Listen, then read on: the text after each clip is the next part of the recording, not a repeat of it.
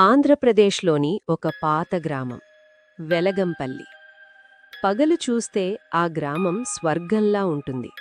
పచ్చని పొలాలు, ఎర్రటి మట్టి రహదారులు, పెద్ద పాత ఇళ్ళు. సాయంత్రం అయ్యేసరికి గోధూళి వెలుతురు గ్రామం మొత్తాన్ని కమ్మేస్తుంది. కాని ఆ అందమైన ప్రశాంతత వెనుక ఒక భయంకరమైన రహస్యం దాగి ఉంది. గ్రామం చివర ఎవరూ వెళ్లడానికి ఇష్టపడని ఒక పెద్ద మర్రి చెట్టుంది. దాని చుట్టూ ఎప్పుడూ గాలి చల్లగా ఉంటుంది.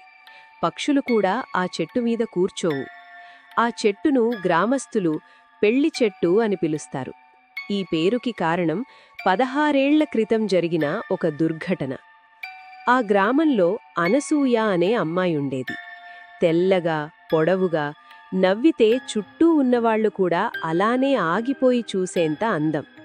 ఆమెకి శివ అనే అబ్బాయితో ప్రేమ. ఇద్దరూ చిన్నప్పటి నుండి కలిసి పెరిగారు. కాని గ్రామ పెద్దలకి ఆ ప్రేమ నచ్చలేదు. కులం, గౌరవం, ఆస్తి ఇవన్నీ ప్రేమ కంటే పెద్దవిగా కనిపించాయి. అనసూయకి బలవంతంగా మరో వ్యక్తితో పెళ్లి కుదిరించారు. ఆమె ఎంత ఏడ్చినా, ఎంత వేడుకున్నా ఎవ్వరూ వినలేదు. పెళ్లిరోజు వచ్చింది. గ్రామం మొత్తం వెలుగులతో మెరిసిపోయింది. నాదస్వరాలు, ఢప్పులు, నవ్వులు.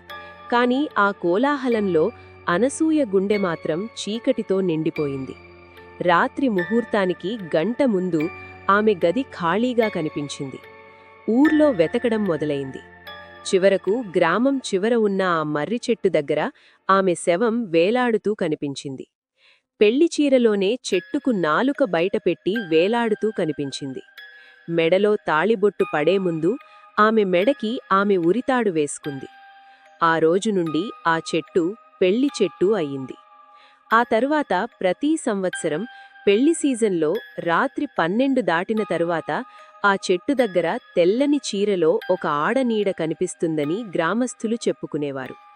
కొందరు చెబుతారు, పెళ్లి ఊరేగింపు ఆ చెట్టు పక్కనుంచి వెళ్లేటప్పుడు దీపం ఒక్కసారిగా ఆడిపోతుంది అని. ఇంకొందరు చెబుతారు, రాత్రి ఆ చెట్టు దగ్గర నిలబడి ఉంటే వెనుకనుంచి మెల్లగా ఒక అమ్మాయి ఏడుపు వినిపిస్తుంది అని. సంవత్సరాలు గడిచాయి. కథలు మసకబారలేదు. భయం మాత్రం అలాగే ఉంది. ఒకరోజు ఆ గ్రామంలో మళ్లీ ఒక పెద్ద పెళ్లి ఏర్పాటయింది. వధువు పేరు నందిని. నగరంలో చదువుకున్న అమ్మాయి. ఈ పాత కథల్ని ఆమె నమ్మదు. పెళ్లి ముందు రోజు సాయంత్రం ఆమె తన కజిన్స్తో కలిసి గ్రామం చివరికి వెళ్ళింది. వాళ్లు నవ్వుతూ ఆ చెట్టు దగ్గరకు చేరుకున్నారు. ఇదేనా ఆ పెళ్లి చెట్టు అని నందిని నవ్వింది. ఆమె చేతితో చెట్టు తొడిమని తాకింది. ఒక్కసారిగా గాలి బలంగా వీచింది. ఆకులు గట్టిగా శబ్దం చేశాయి. చెట్టు కొమ్మలు ఊగాయి. స్నేహితులు భయపడ్డారు. కాని నందిని మాత్రం నవ్వింది. ఇది కోయిన్సిడెన్స్ అంది.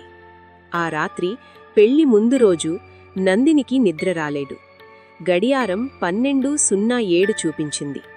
ఒక్కసారిగా ఆమె గదిలో చల్లని గాలి వీచింది. కిటికీ మూసే ఉంది.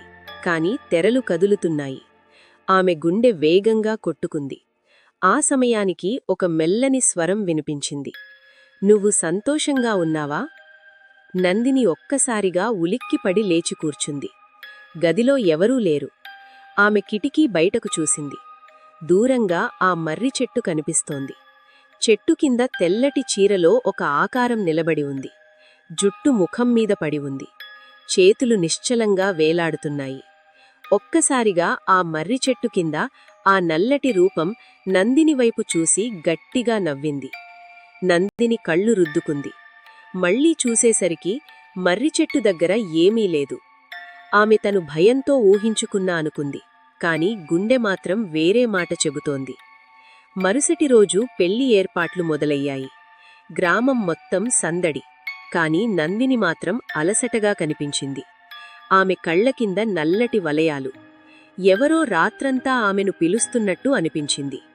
పెళ్లి ముహూర్తం దగ్గర పడుతోంది. రాత్రి 11:59. ఆ సమయానికి ఒక్కసారిగా విద్యుత్ పోయింది. గ్రామం చీకటిలో మునిగిపోయింది. కేవలం దీపాల వెలుగు మాత్రమే ఉంది. పెళ్లి మంటపం దగ్గర ఒక చల్లని గాలి వీచింది. వధువు కూర్చున్న చోట చీర చివర నేలమీద పడి ఉంది. ఆమె మెల్లగా తల పైకి ఎత్తింది. ఆమె కళ్ళు పూర్తిగా తెల్లగా మారిపోయాయి. ఆమె స్వరం మారింది. నన్నెందుకు ప్రేమించిన వాడిని పెళ్లి చేసుకోనివ్వలేదు అని గట్టిగా అరిచింది. గ్రామస్థులు భయంతో వెనక్కి తగ్గారు. ఆ సమయంలో మంటపం బయటనుంచి ఒక ఆడనీడ నడుచుకుంటూ వచ్చింది. తెల్లటి చీర, మెడకు గాయపు ముద్ర, కాళ్ళు నేలని తాకడం లేదు. ఆమె మెల్లగా మంటపం దగ్గర ఆగింది. నాది ఈరోజు అంది. నందిని ఒక్కసారిగా కింద పడిపోయింది. దీపాలు ఆరిపోయాయి. చీకటిలో కేకలు వినిపించాయి. 5 నిమిషాల తరువాత విద్యుత్ వచ్చింది. నందిని నేలమీద పడి ఉంది. కాని ఆమె ఒంటరిగా లేదు. ఆమె మెడమీద ఎర్రటి గీత కనిపించింది. ఆ రాత్రి పెళ్లి ఆగిపోయింది. మరుసటి రోజు గ్రామ పెద్దలు ఆ చెట్టుని నరికేయాలని నిర్ణయించుకున్నారు. కాని చెట్టు దగ్గరకు వెళ్లిన కూలీలు ఒక్కసారిగా కింద పడిపోయారు. ఎవరో వాళ్లను వెనక్కి లాగినట్టు అనిపించింది. ఒక కూలీ అరుస్తూ చెప్పాడు, ఆమె చెట్టుమీద నిలబడి ఉంది అని. చివరకు ఎవ్వరూ చెట్టును తాకలేదు.